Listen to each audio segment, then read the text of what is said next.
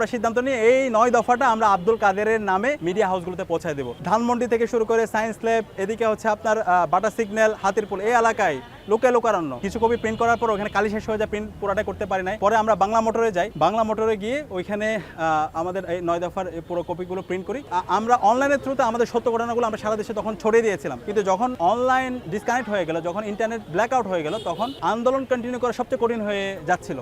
যেহেতু আমাদের আগে থেকে ইনফরমেশন ছিল যে কোনো সময় ইন্টারনেট চলে যেতে পারে, তখন আমরা আগে থেকে যেটা করেছিলাম, তখন কিছু আমরা অফলাইন সিম এবং বাটন ফোন আমরা ম্যানেজ করেছিলাম, এবং সেটা করেছিল তৎকালীন ঢাকা বিশ্ববিদ্যালয় শিবিরের সেক্রেটারি সৈয়দ মোহাম্মদ ফরহাদ। সে অনেকগুলো ফোন এবং অনেকগুলো সিম তখন আগে থেকে ম্যানেজ করে রেখেছিল, এবং সারা দেশে যারা আমাদের আন্দোলন সমন্বয় করছিল বিভিন্ন পয়েন্টে তাদের নাম্বারগুলো তখন সংগ্রহ করেছিল আমাদের সিবগাতুল্লাহ ভাই, ঢাকা বিশ্ববিদ্যালয় শিবিরের সাবেক সভাপতি। তো যখন ইন্টারনেট চলে গেল, সবার আগে আমরা যেটা সিদ্ধান্ত নিলাম, আমরা অফলাইনে একটা নেটওয়ার্ক তৈরি করবো, এবং সারা দেশে পরবর্তী দিন 19 জুলাই শুক্রবার ছিল, প্রত্যেকটা জায়গায় প্রত্যেকটা মসজিদ থেকে মুক্তিকামী ছাত্র জনতা যেন মিছিল বের করে, সেই মিছিলের জন্য ইসলাম ছাত্র শিবির আপামর ছাত্র জনতাকে সাথে নিয়ে যেন আন্দোলন সমন্বয় করে, সেই নির্দেশনাটা তখন তিনি দিয়েছিল। এক্সট্রিম মশার কয়েল প্ল্যান্ট ফাইবার দিয়ে তৈরি, তাই সহজে ভাঙে না, সুগন্ধিযুক্ত ও নিরবিচ্ছিন্নভাবে চলে। ডেঙ্গু, চিকুনগুনিয়া বাহি সহ যে কোনো মশার বিরুদ্ধে দেয় এক্সট্রিম সুরক্ষা। পরবর্তী দিন আমরা সকাল থেকে দেখতে পাচ্ছিলাম মিডিয়ায় ক্রমাগত প্রপাগান্ডা হচ্ছিল। 19 জুলাই প্রতিটা মিডিয়ায় বলা হচ্ছিল শিক্ষার্থীরা পড়ার টেবিলে ফিরে গেছে, হাসিনা শিক্ষার্থীদের দাবি দেওয়া মেনে নিছে, এখন আর আন্দোলন কোটার মধ্যে নাই, এখন হচ্ছে সরকার বিরোধী আন্দোলন। এভাবে বিভিন্নভাবে হচ্ছে তারা ফ্রেমিং করার চেষ্টা করছিল,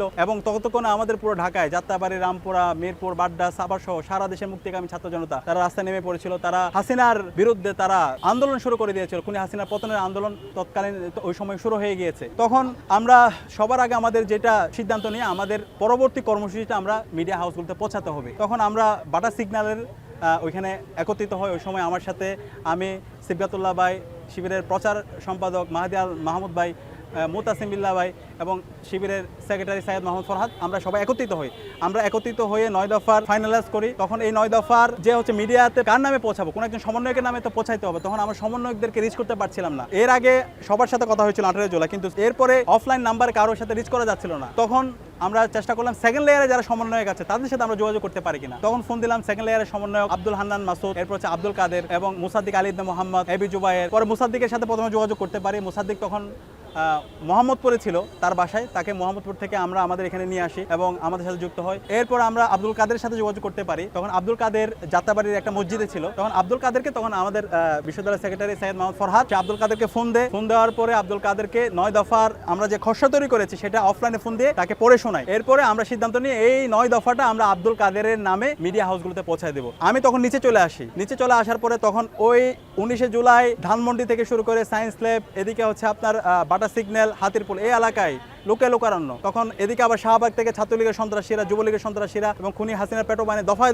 আমাদের উপর হামলা করছিল। তখন আমি জনতার মিছিল আমি একত্রিত হয়ে যাই। আমার সাথে রেজাউল করিম শাকিল আর অনেকে ছিল। আমরা ধাওয়া পাল্টা দেওয়া হচ্ছিল, এবং ওই সময় আবার ছাত্রলীগের গুন্ডারা পাশাপাশি খুনি হাসিনার পেটো বাহিনী হেলিকপ্টার দিয়ে উপর থেকে গুলি করছিল। ওই সময় আমরা ধাওয়া পাল্টা দেওয়া হচ্ছিল প্রতিনিয়ত, এবং আমাদের যে টিমটা উপরে কর্মসূচি প্রণয়নের কাজ করছিল তাদেরকে আর উপর থেকে নিচে নামাইতে পারছি না, কারণ বাটা সিগন্যাল ওই জায়গায় প্রতিনিয়ত ধাওয়া পাল্টা দেওয়া হতো। তখন আমি সৈয়দ মোহাম্মদ ফরহাদকে ফোন দিই এবং তাদেরকে দ্রুত নামার জন্য বলি, কারণ মিডিয়ায় এত প্রপাগান্ডা হচ্ছে। আমরা যদি এখন কর্মসূচিটা পৌঁছাতে না পারি, তাহলে এই মিডিয়া প্রপাগান্ডার মাধ্যমে আবার আমাদের সমন্বয়কদের একটা গ্রুপের মাধ্যমে আন্দোলনকে স্থগিত করে দিতে পারে, এবং আন্দোলন যদি স্থগিত হয়ে যায়, পরবর্তীতে আন্দোলন কন্টিনিউ করাটা অনেক কঠিন হয়ে যাবে। তো সেখানে পরবর্তীতে আমরা ওই বাটা সিগন্যাল অফিস থেকে তাদেরকে আমরা নামাতে সামর্থ্য হই, এবং ওখান থেকে আসার পরে আমরা যেটা হয়, ওইখানে আবার বিদ্যুৎ ছিল না, যে 9 দফার যে প্রিন্ট দেওয়ার মতো অবস্থা ছিল না। তখন আমরা আরেকটা বাসায় পিজি হাসপাতালের পেছনে ওইখানে এসে আমরা প্রিন্ট করতে যাই। ওইখানে কিছু কপি প্রিন্ট করার পর ওখানে কালি শেষ হয়ে যায়, প্রিন্ট পুরাটা করতে পারি নাই। পরে বাটা সিগন্যালে যাই, বাংলা মোটর, পরে আমরা বাংলা মোটরে যাই। বাংলা মোটরে গিয়ে ওইখানে আমাদের এই 9 দফার পুরো কপিগুলো প্রিন্ট করি।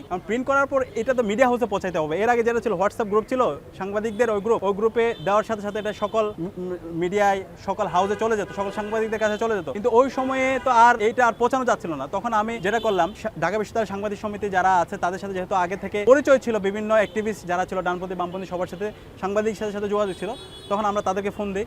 তখন সাংবাদিক সমিতির মাহাদি এবং হচ্ছে নিউ এজের সোহান, তারা দুইজনকে নিয়ে আসার জন্য আমি জায়েদুল হক, আমাদের তৎকালীন ছাত্র অধিকার সম্পাদক তাকে বাইক নিয়ে পাঠায়, তারা তাদেরকে হচ্ছে বাংলা মোটরে নিয়ে আসে। বাংলা মোটরে একটা হাসপাতালে গিয়ে তাদেরকে আমি 9 দফার যে হচ্ছে আমাদের প্রেস রিলিজ এবং কমপ্লিট শাটডাউন অব্যাহত থাকার যে নোটিশ প্রেস রিলিজটা সেটা তাদেরকে দিই, তারা ব্লুটুথে এটা শেয়ার করে নেয়। এর পাশাপাশি আমি তাদেরকে নির্দেশনা দিই যেন হচ্ছে সাংবাদিক যারা আছে সবাইকে যেন তাদের জায়গা থেকে তারা যেন এই কর্মসূচিটা ছড়াই দেয়। এর পাশাপাশি আমরা যেটা করছি, আমার একটা নাম্বার থেকে আমি যত সাংবাদিক ছিল ওই সময়ে, ক্যাম্পাস সাংবাদিক বিভিন্ন হাউসে যারা আছে সবার কাছে আমার ওই নাম্বার থেকে 9 দফার কর্মসূচিগুলো সবার কাছে পৌঁছে দিয়ে, এই সাথে আব্দুল কাদের যে যাত্রাবাড়ি ছিল তাকে ওখান থেকে আমরা একটা সেফ রুমে নিয়ে যাই।